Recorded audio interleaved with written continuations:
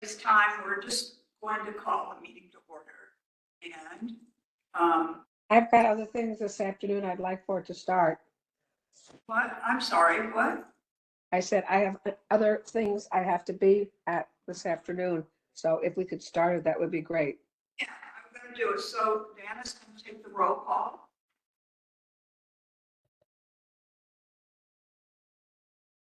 Okay, so Linda Baker is not here. Luke Barber, are you on the call, Luke? Okay. David Forrest, Here. thank you. Howard Hayes let me know he would not be in attendance today. Stephen Harris, Here. thank you. Josh Lewis, Here. perfect. Stephanie McDowell. Stephanie on? No, okay. Brandon Morris. Brandon, are you here? No. Sue Orton, Here, you.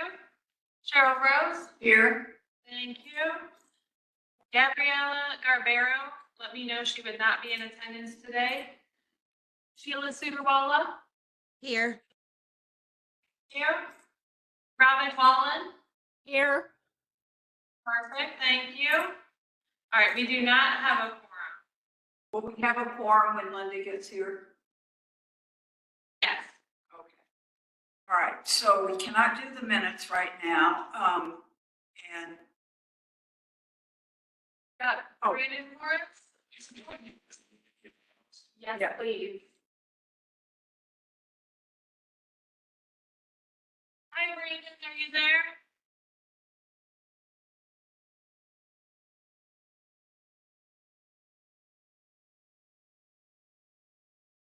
See him on the chat. Do you have audio, Brandon?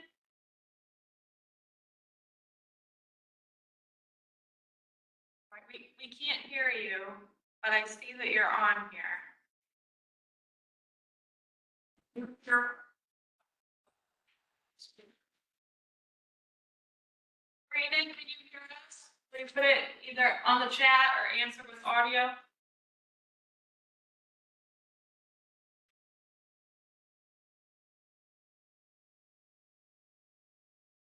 He says he's having issues with audio again. He'll try to log on again from the beginning. Stand by. All right. But while he's doing that, we still can't do the minutes. So, and I can't, Linda, Sue, do you have an older adult commission report? yeah, I can go over what they said real quick. Okay. They are a very lively group. The master plan on aging, they spent quite a bit of time talking about it. Apparently, there's going to be a survey coming out soon. Also, with a QR code, something like that. Anyhow, 8:15, there's going to be like a town hall meeting with the silver-haired legislatures. Again, it's an opportunity for people to voice their concerns. I don't have any exact details, but as soon as I get them, I'll send them on to Dana. She can send it out. They also talked a bit about the a broadband initiative using AT&T and another vendor to donate PCs and laptops for older adults. I think it's June 14th, and they're going to be having a kind of it's Elder Abuse Month, but they're also having Elder Abuse Day, which is the 15th, but they're going to light up some of the buildings around St. Louis in purple, because that's the color. One of the other things that Dan talked about from the Older Adult Commission, he's been trying to get together he calls it a summit of individuals who do repairs and other maintenance and things like that, that kind of go along with our, what do you call it, our workforce development group, our county home improvement program. And he's been trying to get a summit together so that we can coordinate all of those entities, people who do the work, and also the funding sources that go with it. And so we should have some more information on that as we move forward. They talked a bit about the tax freeze, which is probably on everybody's mind. And that fact that Jefferson City, Senate Bill 90, it's got a different number now, is saying there should be no means test in a different age group. And they really have not have a consensus on it. And probably whatever is going to happen will not be until 2025, even though St. Louis County is adopted it with some money and there should be some sort of application fee. But again, this age group would have to be at least 65 or at least having received Social Security.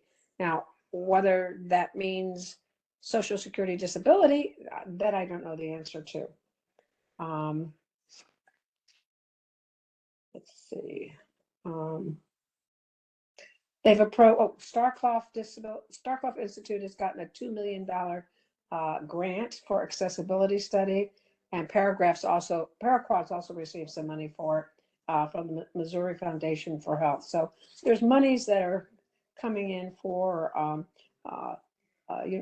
elder home improvements and things like that. That's about all I think I want to say about what went on there. But as I say, it's a very active group for different areas. So that's about it. Will you tell me, this is Deanna, will you tell me, Sue, more about that grant that you're talking about? I don't think I've heard of it. I don't know. You're talking about the Starclough one? Yes, ma'am. Yeah, I don't know anything more about it, except that they mentioned that Starclough was awarded, I think this came from Melissa Gates, you know, the what's his name? Bill Gates's wife, her foundation. And all I know, it's $2 million, and a lot of it has to do with accessibility. I don't understand what they're going to be doing with it, but that's something we might want to touch base with the Starclough Institute to find out. Sue, I do believe you are correct on that. I'm sorry, who was that? This is Sheila, and I do believe she's correct about the Gates Foundation. Thank you. Yeah, the other to Paraquad, I believe, was Missouri Foundation for Health. I received something from Starclough that they received this grant, but I don't remember any of the details. We could probably go. Had to do with accessibility. I mean, they didn't know that much about it either. So it might be something we should explore.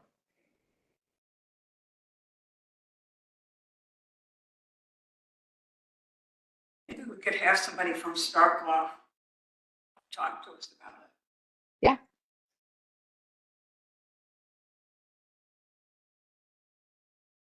Any other questions? What, Sue, I have a question. The tax freeze or reduction or whatever. Yep. State has to approve that, I guess, because some of that money goes to the state, or what? Tax freeze. Again, I don't think it's going to go anyplace. It's there's just too many components in there right now that people don't understand or they haven't clarified, let's say. Also the circuit breaker, I think that's going to be back next year. Nothing was done on it because I couldn't decide on a dollar figure for income. So, I mean, we need to just talk to our state legislators and find out exactly what their feelings are on it. You know, I think from what I have heard, St. Louis County had approved some funds for it, but they hadn't actually come up with some guidelines. The question was age, the question was income. You know, there's all kinds of things that, you know, are question marks in that ruling. Well, are there things that we should, I mean, what would the approach be to contacting our legislators? Well, I think one of the things that you can do is to get the governor's council, the legislative poll, the legislative issues, read up on that particular legislation and see what the status is, because they're pretty accurate. They come out, and there might be other organizations that do similar issues, legislative issues. I can send, I'm pretty sure that Dana gets that. Dana, if you don't get it, I will send it to you from the governor's council, and you can distribute it. And then it lists all the pertinent pieces of legislation, their statuses, and where they are. Of course, the legislative session is over with. Not a lot got done apparently because there was some filibusters that kind of dragged everything along. So I just know there was no consensus on those two things. And what is the silver-haired legislator? Okay, I think that there is an organization called the Silver-Haired Legislators, and they have like a town hall workshop kind of a thing once a year. And one of the members from the Older Adult Commission had some information on it, but no actual dates or places. Once we get that information, I'll pass it along. But it's an opportunity to meet the legislators and kind of voice your concerns. Okay, so we don't have any more specifics in this. No, I think the only thing I wrote down was that it was on 8/15, but I don't know where. It could be up North County. With Brandon Morris now on the call, we do have a quorum.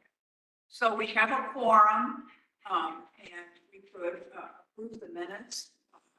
Is there any additions or corrections to the minutes? This is Sue. I move to accept the minutes as written. Sorry, I didn't get it. I said, this is Sue. I move to Accept the accept minutes as the written. minutes. Okay, is there a second? Second. All in favor? Aye. Aye. Aye. Anybody opposed? Okay. All right, the minutes are accepted as written. Okay, you want to give us your report? Absolutely. So my big agenda item, this is Dana, would be that the Board of Elections has provided this draft brochure on accessible voting. They would hope for that to be a resource for people to understand better what all the different options are for voting in St. Louis County. I had that attached. So I'm hoping that if people have any feedback, that I'll be able to get that to them as soon as possible. I know they're anxious to get this printed and shared to as many people as possible. Does anyone have any comments or questions I can address? Did we get any response to the letter that Linda sent? Our suggestion for a phone, a central phone number. I have not seen a response to that exact issue, so let me see if I can get some more information from them about that. I think there is a little bit of a difference between what the ADA requires and what Missouri state law requires as far as curbside voting. The Department of Justice wants you to have curbside voting available only when the building itself, the actual facility, is inaccessible. So if it's not up to the ADA standards, that's when you would need the curbside. So that would be expected to be a very rare situation. On the other hand, Missouri state law says that you need to have curbside voting available to anybody at every polling place. So with the county having more than 200 locations, I think that's probably where it gets a little bit difficult. So my only comment about the brochure is that it says for curbside voting that that's available, but you have to send somebody in.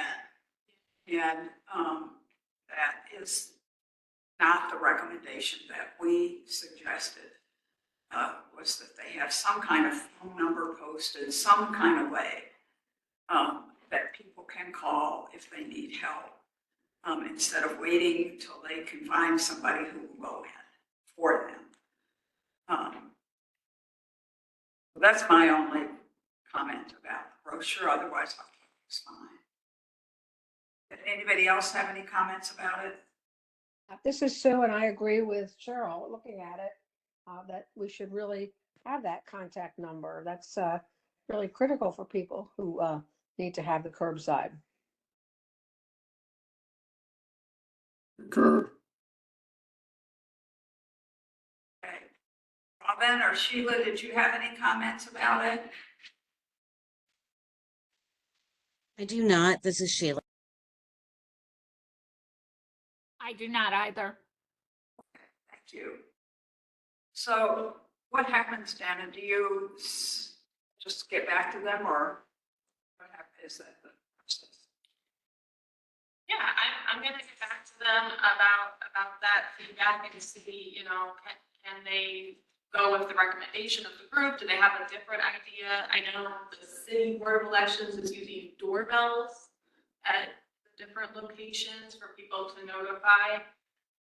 So I guess that's a different idea. Well, if you have to get out of it, you use it. You know, I'm not exactly sure. I think they were on like a sign of some sort. Okay, on a sign. I think the idea being that you wouldn't have to have in order to use that. There was I didn't see anyone on there. I don't think there was a meeting that Paraquad did, that virtual voting forum, which had some really good discussion, and I think there was some conversation also about that idea of curbside voting needing a little bit more logistical help to help people be able to actually communicate to the poll workers when they have that need. I have a question. This is Sue. When it comes to curbside voting, is there a sign that directs people to curbside? No, I've never seen one. So there's not a specific slot that people could drive up to and say, I want curbside voting? And how do people on the inside know people are outside? Well, you have to send somebody in. You have And to, what happens if both people have to in the corral vehicle another can't do voter. it? You have to corral another voter and tell them to go, when they go in, to say there's somebody outside. That's the problem.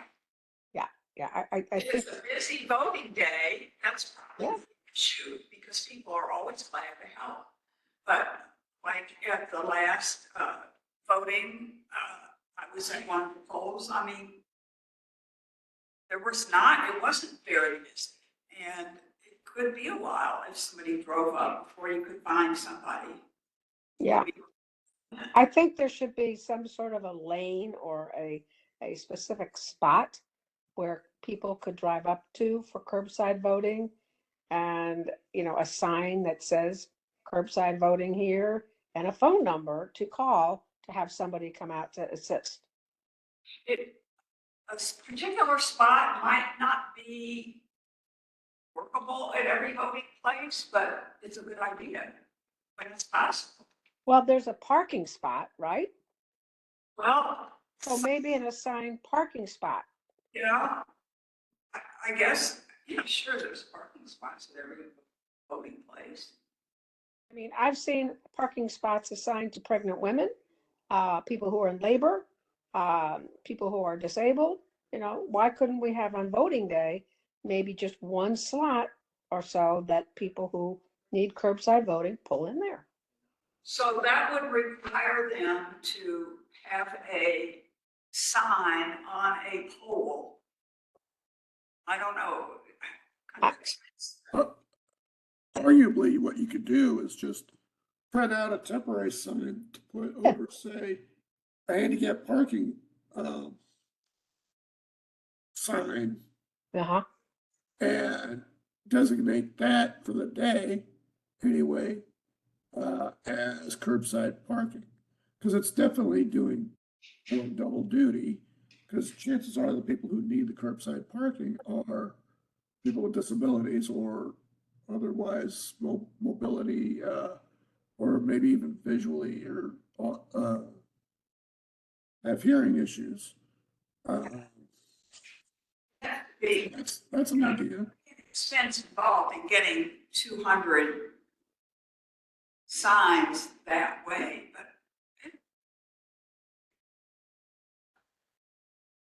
so are you the only one from our group who attended the Paraquat thing? Because I couldn't go that day.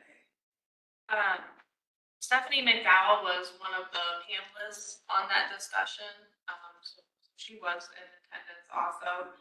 I think there was some good discussion there, and I noted that our Board of Elections Director, Eric Fay, had commented for some of the state representatives who were on the meeting that he would really support them having the option for online voting for people with disabilities, using the same system that exists for people who are in the military or overseas to be able to securely vote online. That having that as an option for people with disabilities would be, really a boon for those who need to vote absentee. Thanks, man. Any commitment about the curbside voting issue that we're talking about? No, there was no extensive discussion on that. If I may. Now I know this may not appeal to everybody, but permanent, or isn't there a permanent absentee ballot for persons with disabilities? Yes, there is, and I know that you have to apply for it. Once you apply for it, it is, in fact, I've got one right now for Karen, and you just fill out the fact that you want the ballot sent to you. When you get on that permanently disabled list, they send you out this form, you fill it out and mail it back in, and the ballot's sent to you. Right, and so far, I have not had any problems with it. I mean, I want people to live as full a life as possible. I want them to get out. I want them to do whatever they want to do with their lives. With elections being in November, I don't know about anybody else, but I hate going out on election day when it's raining, cold, what have you, waiting outside, especially if it's a big turnout. So that's why I just applied for a permanent disability absentee and got it, and plan on voting that way from here on out. But Josh, some people may have a long-term temporary disability.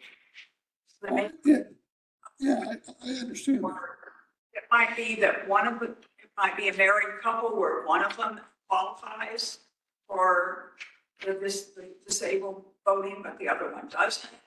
They want to go together. I mean, I don't know. Could be all kinds of reasons that people want to vote at the polls. Right, and I was just spitballing here.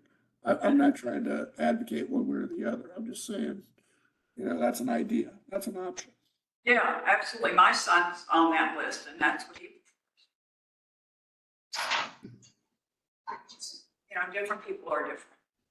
Yeah. Did you have any further? Where you're.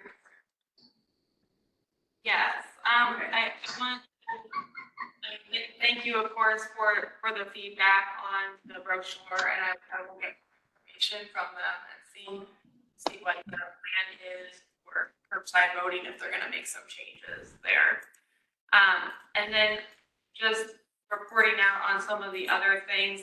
We're gonna have an item here on the agenda where Steve Harris is gonna talk a little bit about an idea for taxi cabs.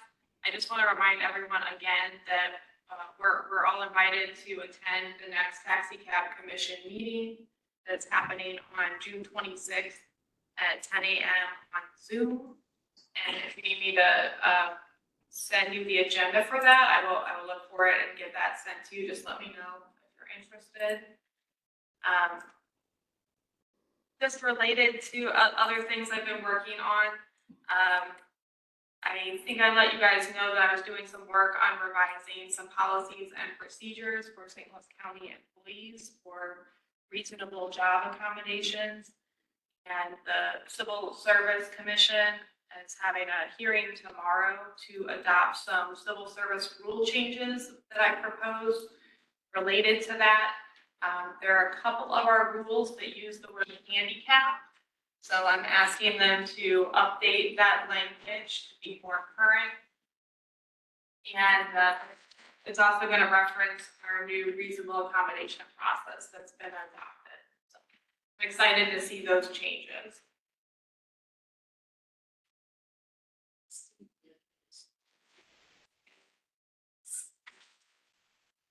Steve, you have your hand up?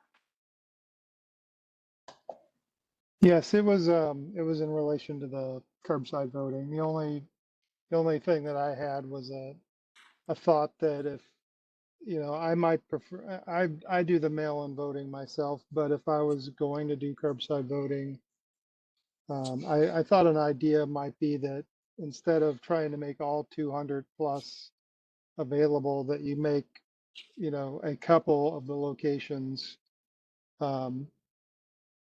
available for curbside voting, like the St. Louis County, the main election headquarters, and you just make it more robust and more where it's staffed a little better for that, and it would make it easier. If I was going to drive for curbside voting, I'd rather maybe drive a little further and make it easier to vote. But just a thought on that.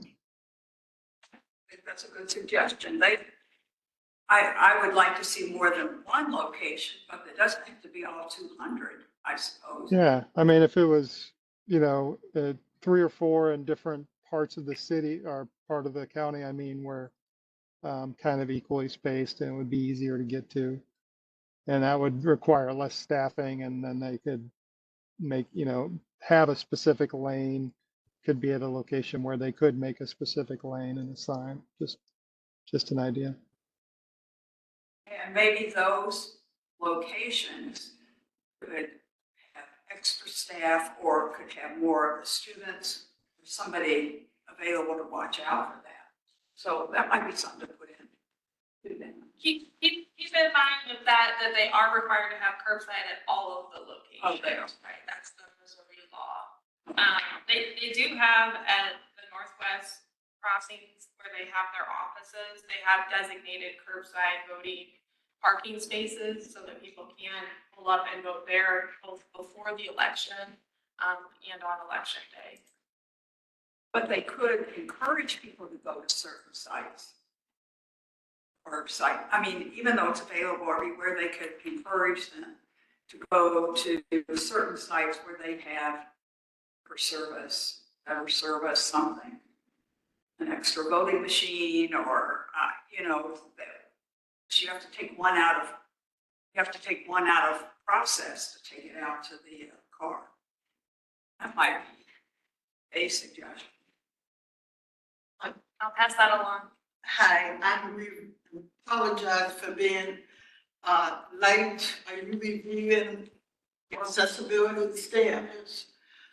But I was hoping you could do that because I was trying to get into WebEx while I was driving. It's not very good. Anyway, so where are we as far as reviewing this?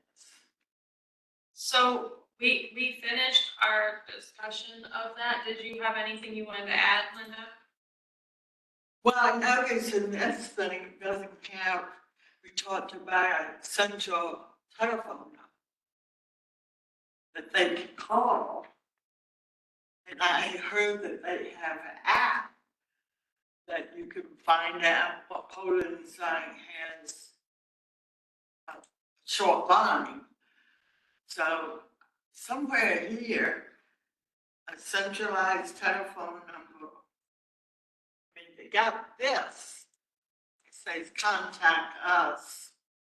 314-615 vote, which is fine, but it should be here too. If that's the centralized number, whatever designated number is for curbside.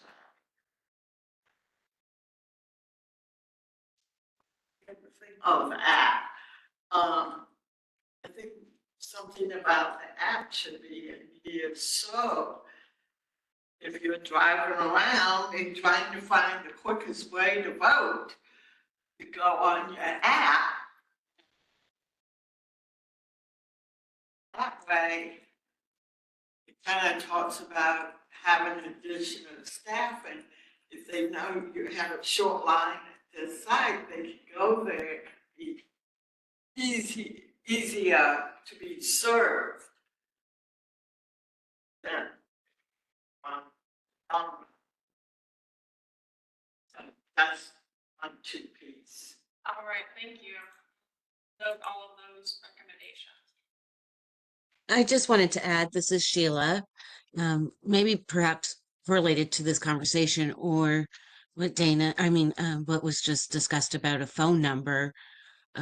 Many of the individuals I work with at Artists First, when speaking about voting, have informed that they've been turned away from voting stations because they were told by individuals working the voting station that they were not eligible to vote because they had Down syndrome and because they had a developmental disability, which is of course not true. But maybe a phone number, if God for so if that were to happen, maybe a phone number to call for advocacy. Well, I think that's a good idea, but also Missouri voter protection. That's public protection coalition. Coalition should usually have signs at every polling place with their number. And that would also be a place to call, but I think we need to bring that up because that could be covered in the training that they do for poll workers. I think when people think about accessibility in voting, they are thinking about maybe physical disabilities or needs. They're not including cognitive or developmental. Right, that's supposed to be included in their training. And so, were these recent incidents of people being turned away? Yes. And do you have any information about what polling places they occurred at? I mean, I think we should share that with I agree. If this is Dana, if there's any access issues that people are having with county voting, I want to make sure that we can get that feedback to the people who can address it.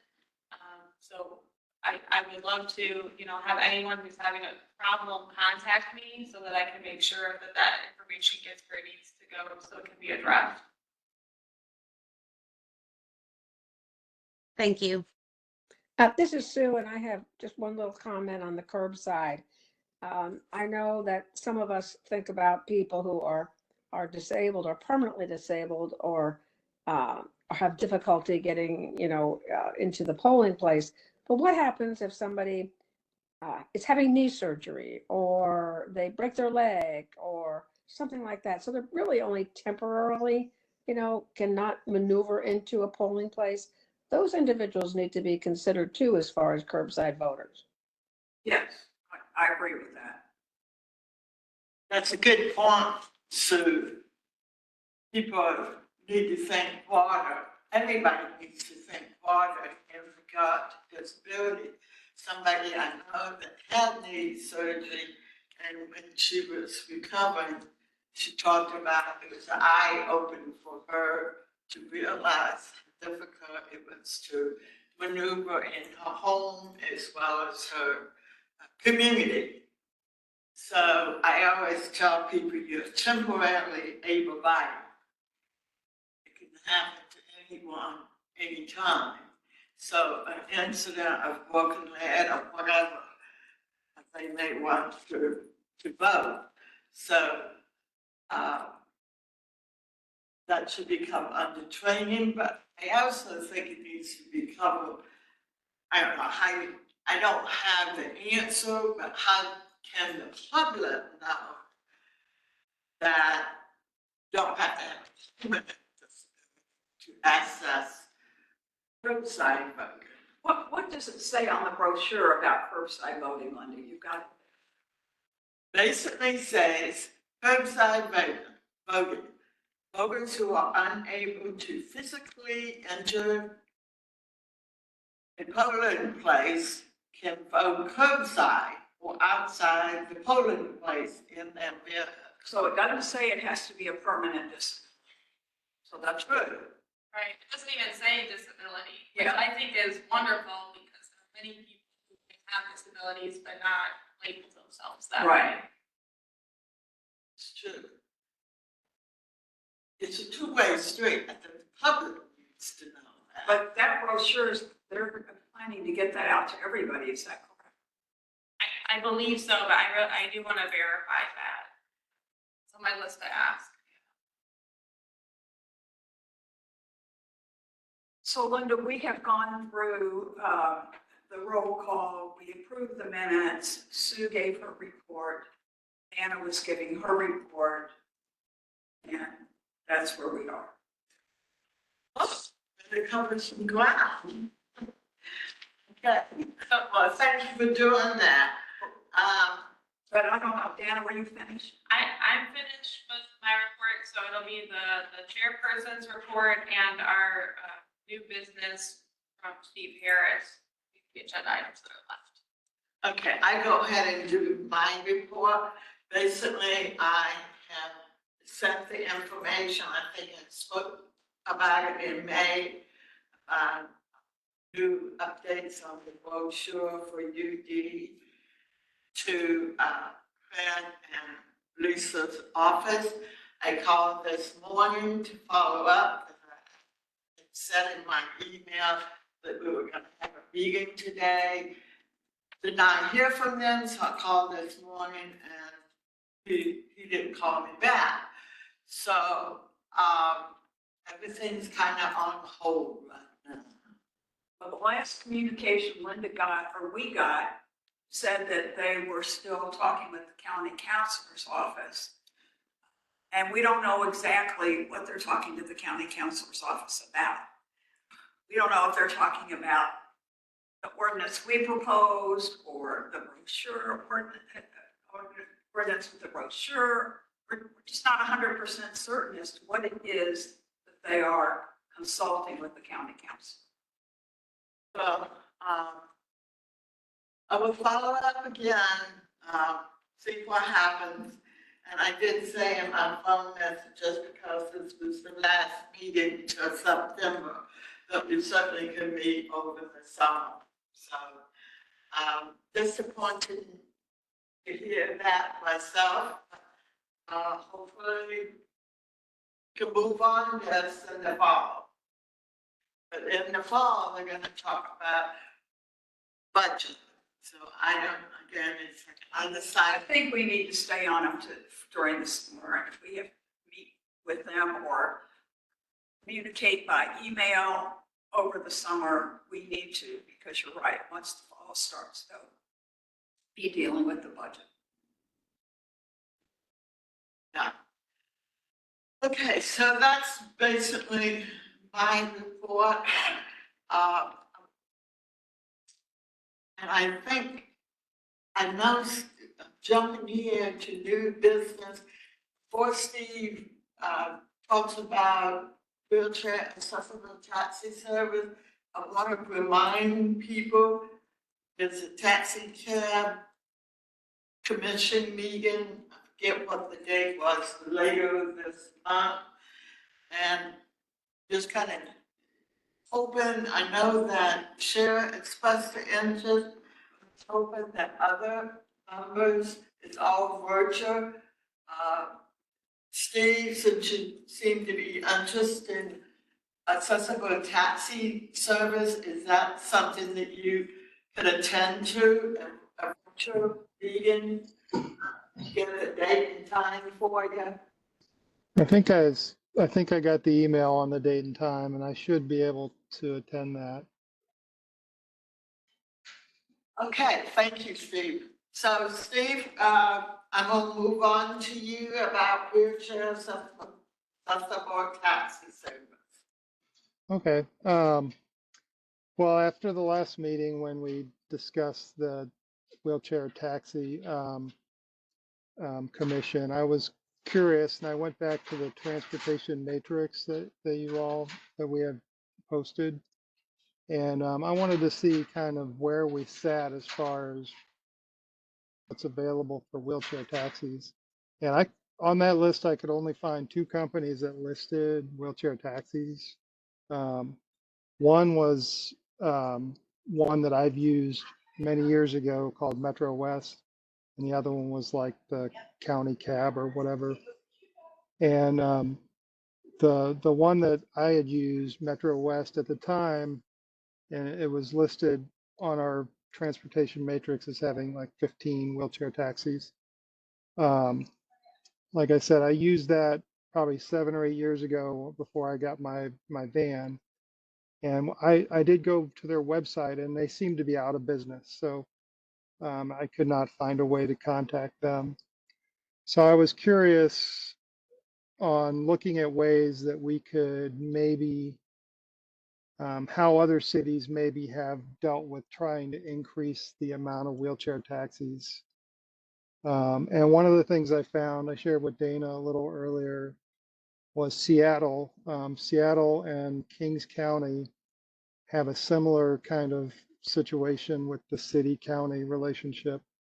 And what they did, probably, I don't know, 6 or 7 years ago, they put on a 10-cent surcharge on every trip that's Lyft, Uber, and taxis. And they started developing a wheelchair accessible fund. And all the money that goes from that 10 cents per trip goes into this wheelchair accessible fund. And through that fund, they've devised a way to incentivize taxi companies and Uber and Lyft, which they call TNCs, travel network companies, to try and incentivize them to invest in wheelchair accessible vehicles. And the way they do that is they do subsidize acquisition of new vehicles. They're not subsidized, but they give some sort of credit or assistance in a subsidize or in obtaining a new vehicle. They also have ways where you can, depending on the age of your vehicle, get some sort of help in maintenance with those vehicles. And on the driver's side, they do compensate for mileage and some other things. And they do have a training money set aside for training people to operate wheelchair accessible vehicles, since it requires a little bit more training from the operator standpoint, dealing with people in wheelchairs and disabilities. And I just found it was a very interesting way to deal with it. Whether it's something that could work here, I don't know, and the taxing and how that would work. But in their reports, one of the initial reports that I could find, they had around 35, 36 wheelchair accessible vehicles. And in the most recent report, which was 2022 that I could find, they'd increased it to 57 wheelchair accessible vehicles using this fund. So I just thought it was a interesting comparison and one way to possibly incentivize people to get more wheelchair vehicles on the road. So I wanted to present that as a way that, you know, could be considered to look at in a way to try and to make that, because I'm not sure what else we would be looking from the from the taxi commission. Because right now, we seem completely underserved in that market at this point. Well, we are completely screwed. That'd be great if you could get that hard evidence of that information about the wheelchair fund, wheelchair cab, whatever you call it.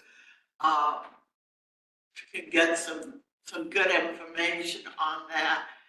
Maybe, I would think the taxi cab commission, just like our meeting, has a public comment.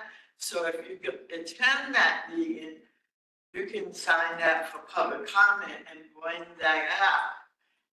See what kind of reaction you get.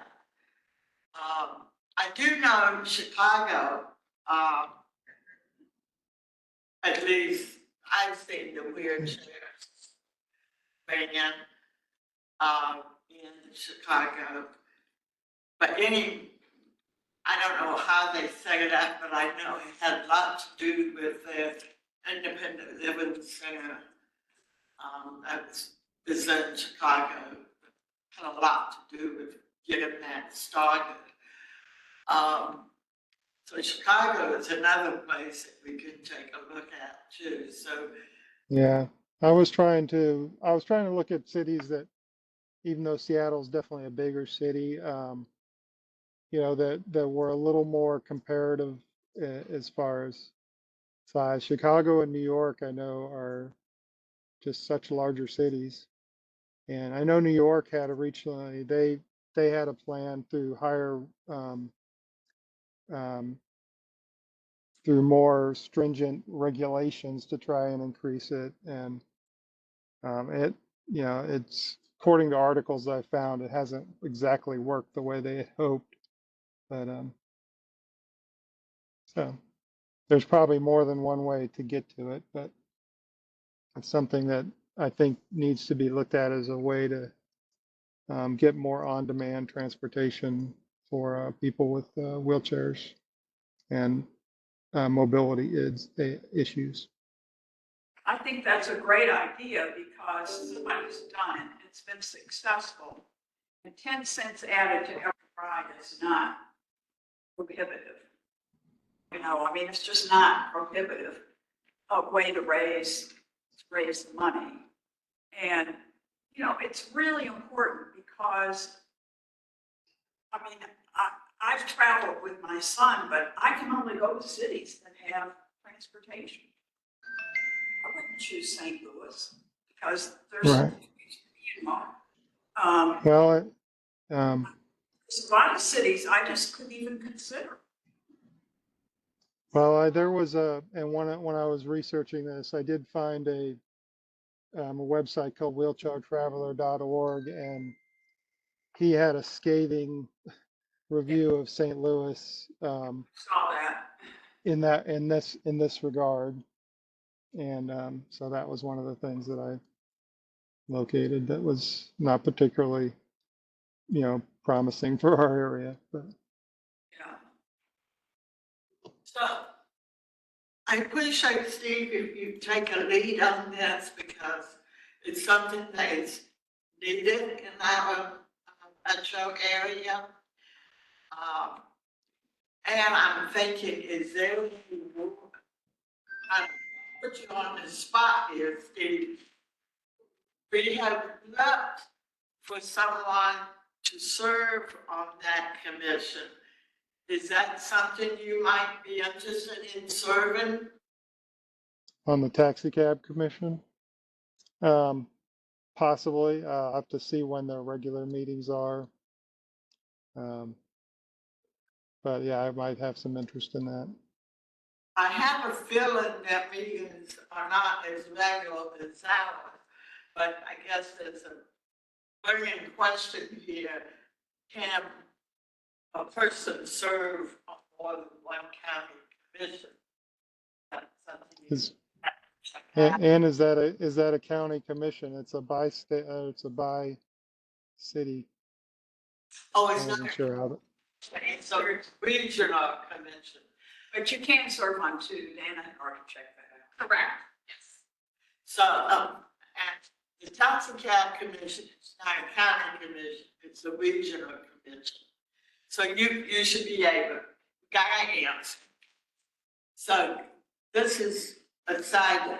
I like to see something happen. We may not, we can start small. I do recall, oh my God, this is so long ago. This is in the 80s, early 80s, since somebody tried to purchase wheelchair accessible cabs. Now we purchased two at that time. And I don't know what happened, how it happened.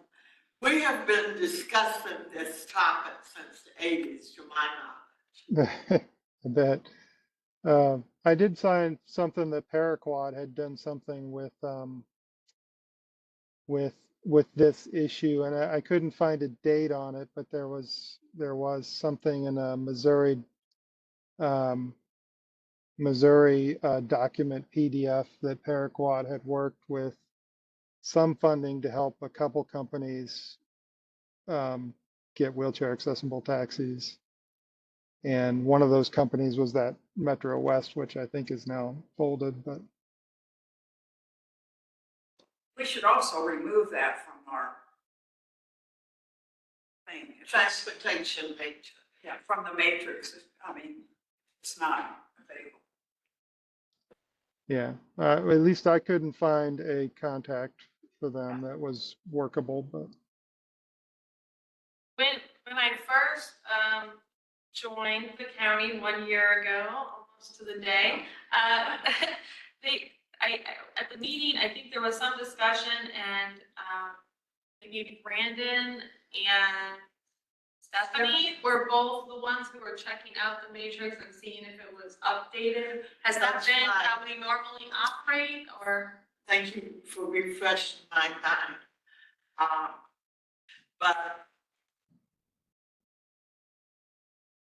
since it's online on our website, is that something you can go to the document and delete that Metro, whatever he called it? Can you delete it? I can have someone make changes to the website. I just wasn't sure is the information, how the information was. We lost track of it, so maybe that's something we need to. Well, it might have been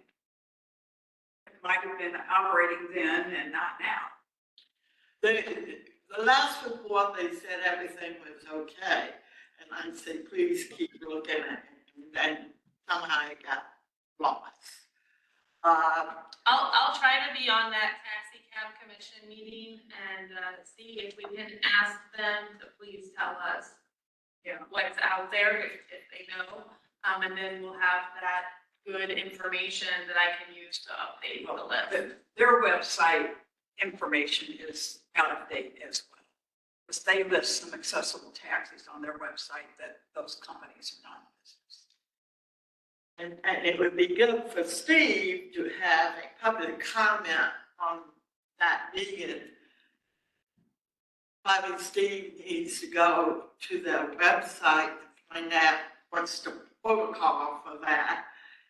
And then he can weigh up who he is, and he represents the County Commission on Disability, that's one of his roles, and he can bring this research from Seattle and possible Chicago.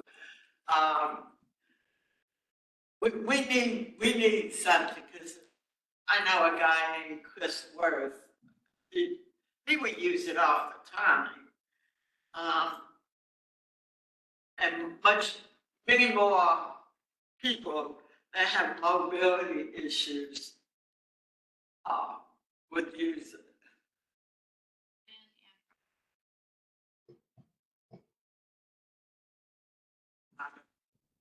Oh, Robin, you have a question?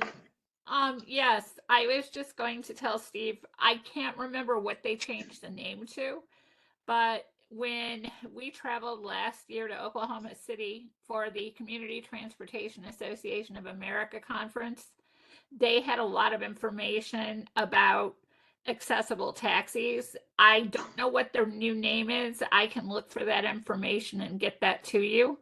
But that might be a good source, and they can give you some other cities and what they have done. Okay. Would you share that with me too, Robin? This is Cheryl. Absolutely. Thank you. Yeah, just Would be great. email it. And Robin, if you, the taxi cab commission is a public virtual meeting, so Robin or anyone else, if you wanna sit in the meeting, please do. I can do that. Thank you. Brandon, you have a question?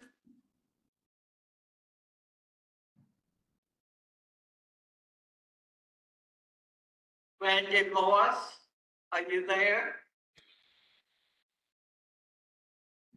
Muted. He looks like he's speaking, but he's muted. Rest he unmute himself.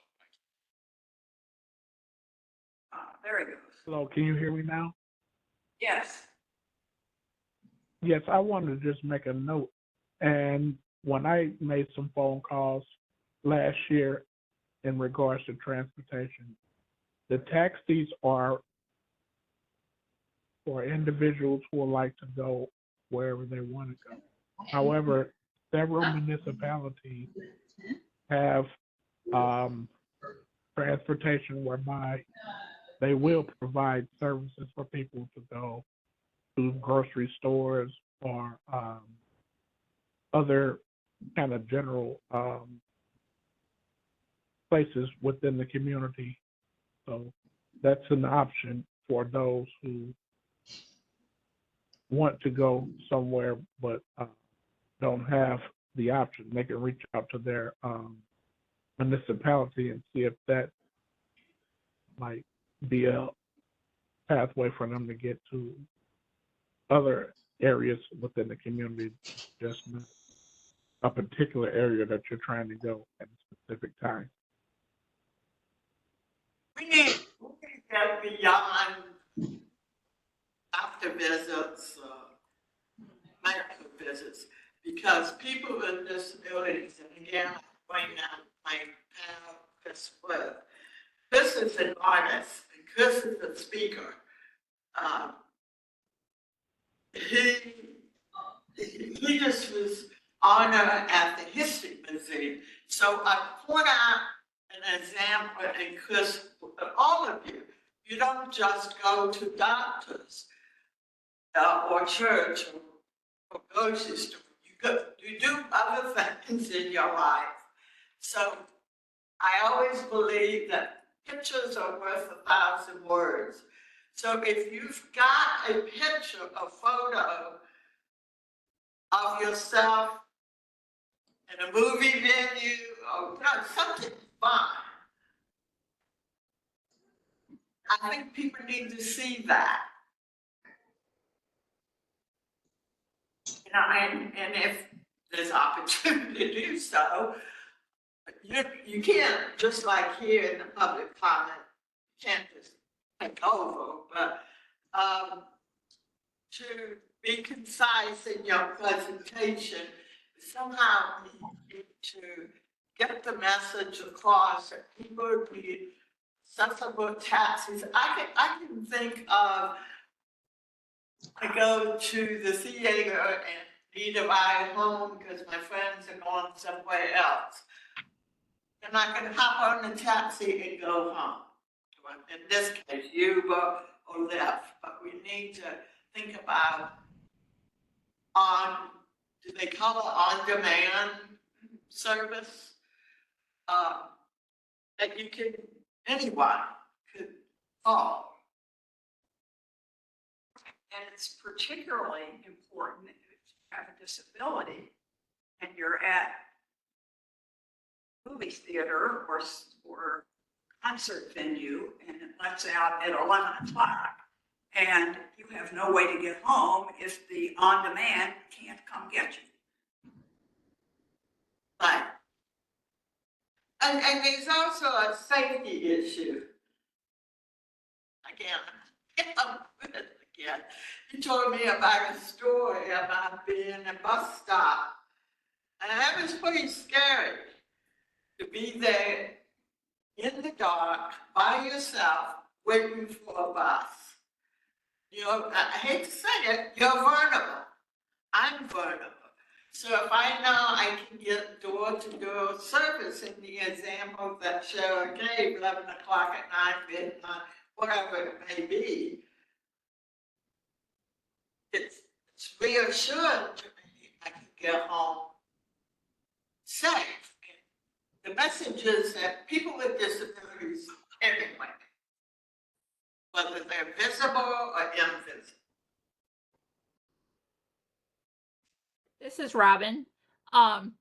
Something that I've been pushing for Metro to do for years is to partner with a company which you guys may or may not be familiar with called Uzurv, UZURV. And basically what they are is a ride sharing platform that pretty much works with right now paratransit companies, but they provide on-demand service. They provide wave vehicles. They provide specially trained drivers. And if you want to just look at some of the services that they provide, you can go to their website. Again, it's uzurv.com.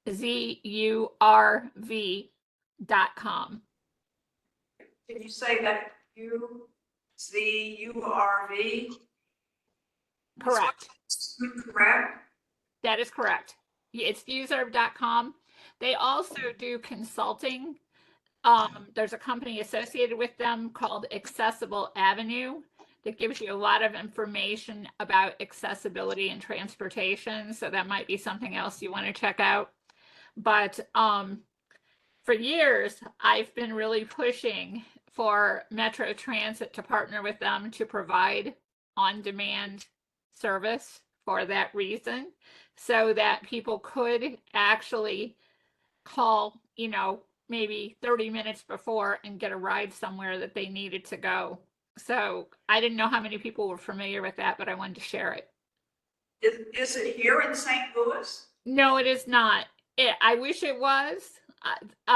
They have actually, I believe, reached out to Metro Transit more than once.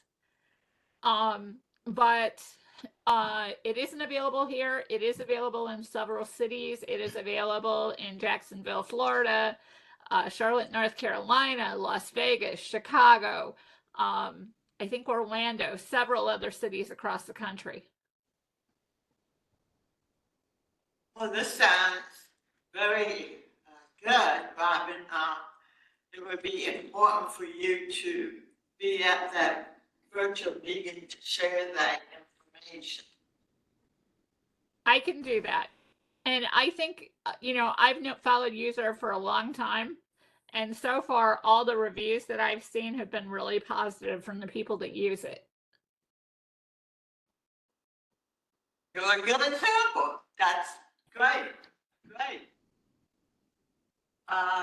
Any other comments or questions?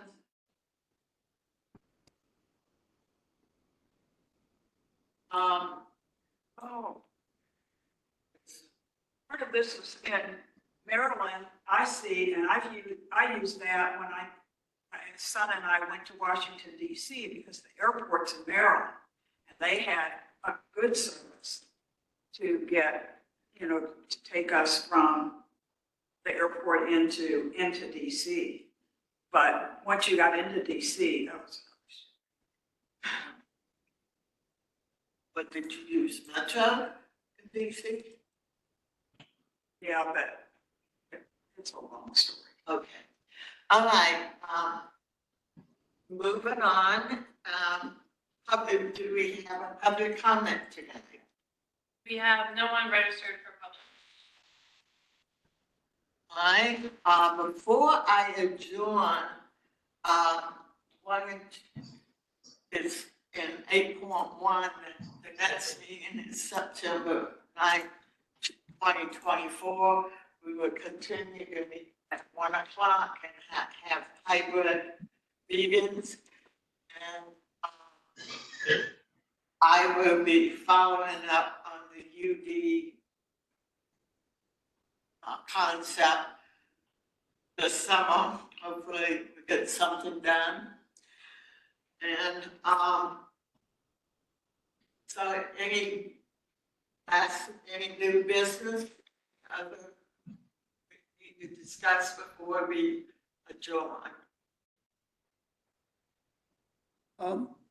May I? Yes, Josh, go ahead. Last month I spoke to the new mayor of Kirkwood about possibly getting UD on in front of their city council radar. And she seemed very, very receptive. She asked me to go through the area of Longview and Bodley, which they recently added a sidewalk and some speed bumps to obviously prevent people from getting hit by cars. And I'm emailing her regarding my findings, specifically that the sidewalk is really comfortable and pleasant to ride on. However, there is a spot that is not wheelchair friendly, which as a kid who grew up in that area, I know balls can land in places where a wheelchair can't get to. And there are some speed bumps, especially on Bodley, that could be damaging to a wheelchair friendly van. So I'm pointing those out to her in as cordial a way as I can. I don't want to come across as overly critical, but that's what I'm doing over the summer.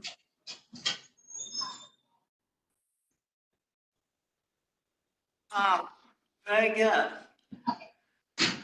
Planted with her husband, who used to be Senator Michael Gibbons, used to work with him on the MS Society thing. Brandon, you have your hand raised up.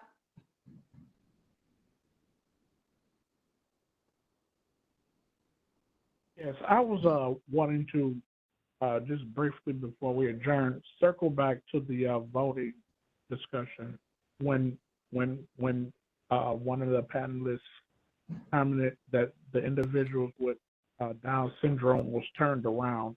I was personally curious to know if those individuals were registered voters, and if yes, if they had ID to show that they were registered voters, still was turned around, or was this something else that made the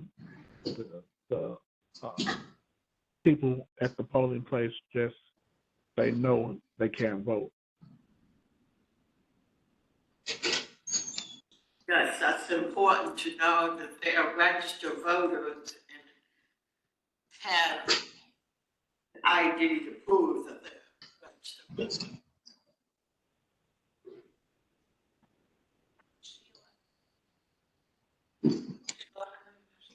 Sheila or Robert? Did you bring that up about some of us turned, or was it Sheila? I think it was me, Sheila. Sheila. Okay, are you aware whether these people were registered voters or not? One in the city and one in the county. And I will get that county information. Thank you. All right. Thank you for sharing. Thanks for the information. but later, if you want to give the specifics to Dana, that would be great, and she can relay that to the county board of election. Don't have anyone we can relay, unless you want to report that to the mayor's office of disabled in the city.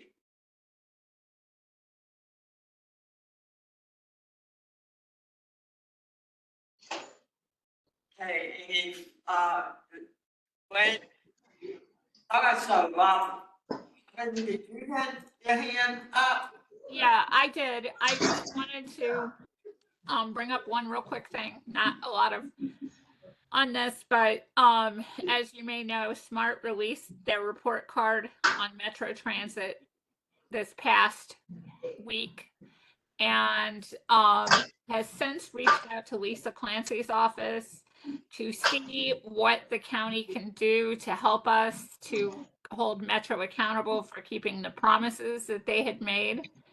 And there was also a question as to what the Commission on Disabilities could do to help. And I believe that JMO was going to send an invitation, but I'm not sure that's been done yet. So I just wanted to update everybody on that.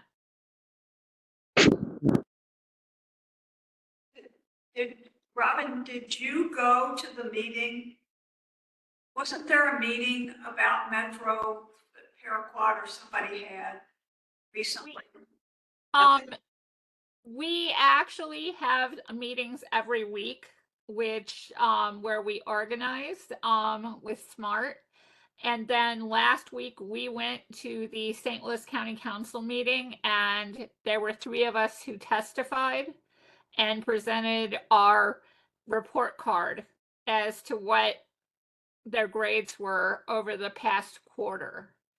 And one of the things that we were trying to really hold them responsible for was they had made a commitment to put in a new phone system, which they have changed phone providers. The system is pretty much the same. One of the things we were asking for was IVR capabilities for people who have trouble pushing the buttons. I don't believe that what they have actually does that. We had originally also asked if the county council could possibly use part of their funding to hire an outside consultant to look at the whole system. And county council wasn't sure they could do that. And what had happened was, in the meantime, Metro Transit had hired their own ADA consultant, Jess Segovia, who looks specifically at ADA compliance, but not at the entire system. And the other thing that we had asked for was new software, and that the community be involved in actually picking that software. We were informed last week that Metro has joined a purchasing collaboration to look at the software, and that we will not be able to have any influence in that. But what we will be able to do is give feedback once it actually goes into service. But the way it's looking, any kind of new software that comes into the system probably isn't going to be live until probably late 2024 or early 2025. One of the things we were asking for was online booking. We were asking for an online cancellations as well.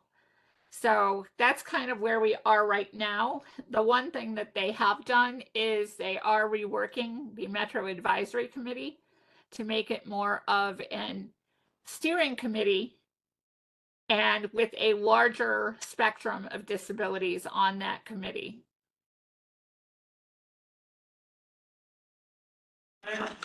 Very good, Rob. I served on the old Metro access many years ago.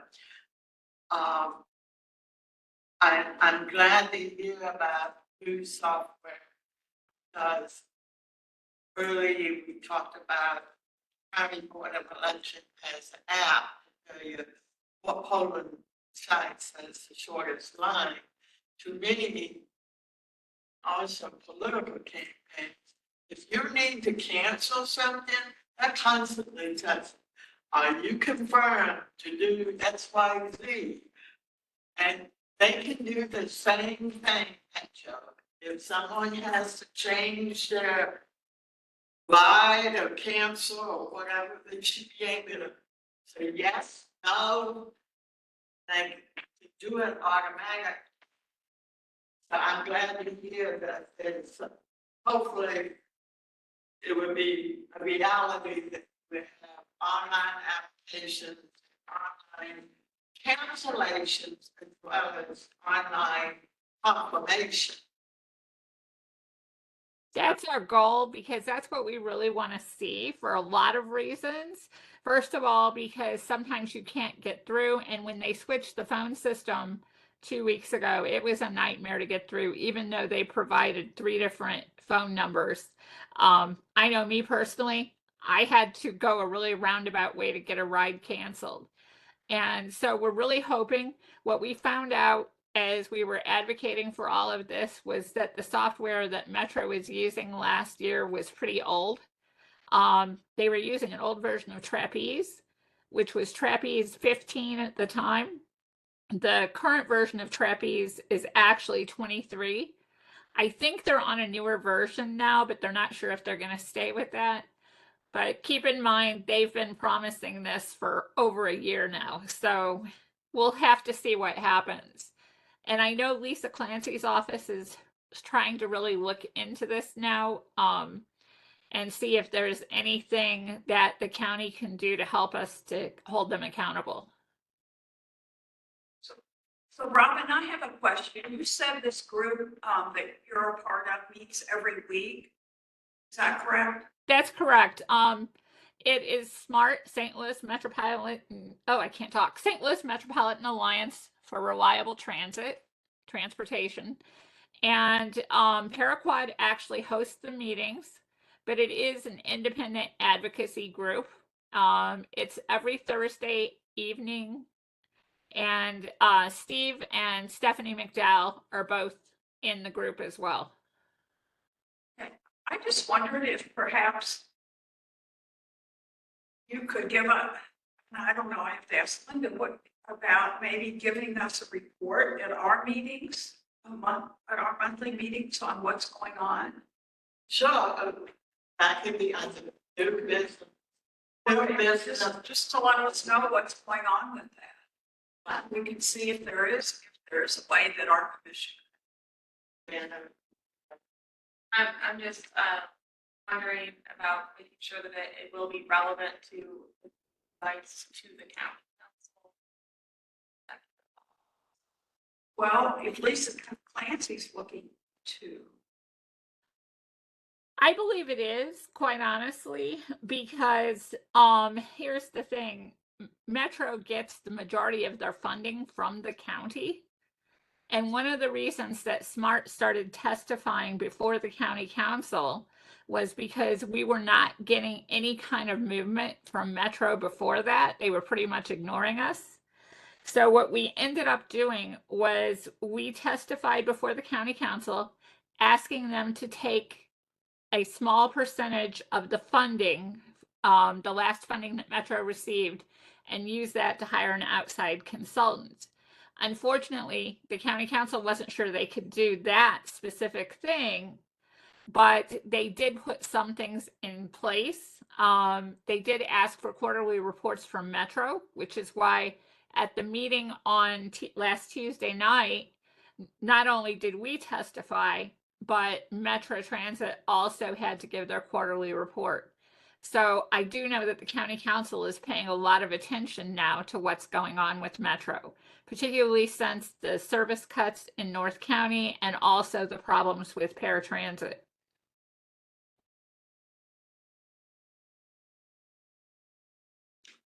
Seems that it's relevant to the county.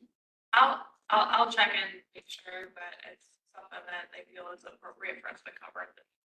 Okay. Sounds good. If not, we can informally ask. How about that? I hear you. Well, under new business. Fall into that, that's open, in public comment, it's open. It's really good to hear that there's some potential movement on this. So I think you all are doing a great job. Keep at it.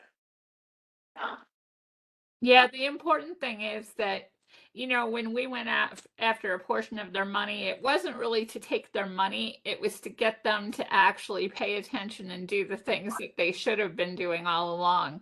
And that was the way that things worked out. And that's why we have what little movement we've had as far as they did get a new phone provider, not exactly what we asked.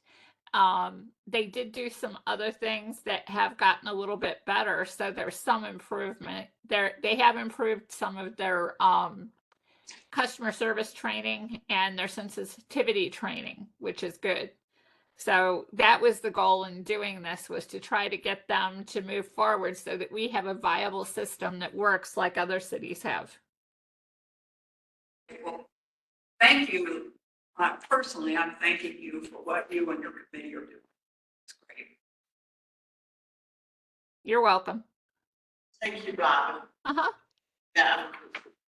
And I just want to say, before I finish up, speaking of advocacy, if you ever feel kind of discouraged, I just saw a documentary, if you stream Amazon Prime, it's called Love and Life, I think. It's Brian Wallace, Wallach. Who used to be the assistant attorney to Obama administration. And he contacted ALS, and he talks about his journey advocating to expedite disability insurance, expedite drug research, and to let people with ALS, even though it's not FDA approved, with the individual who wants to continue on this experiment drug, they can. So it was a wonderful documentary that showed how grassroots advocacy really push things for the ALS community, right? So I encourage you to look at that documentary. Meanwhile, enjoy your summer, and I'll see you in September. I will be in contact with you if it's relevant news on the UD front. Thank you again for your time and your patience and advocacy to this commission. Have a good day. Everyone. Have a bunch of Oh. I will for your job. Second. Favor.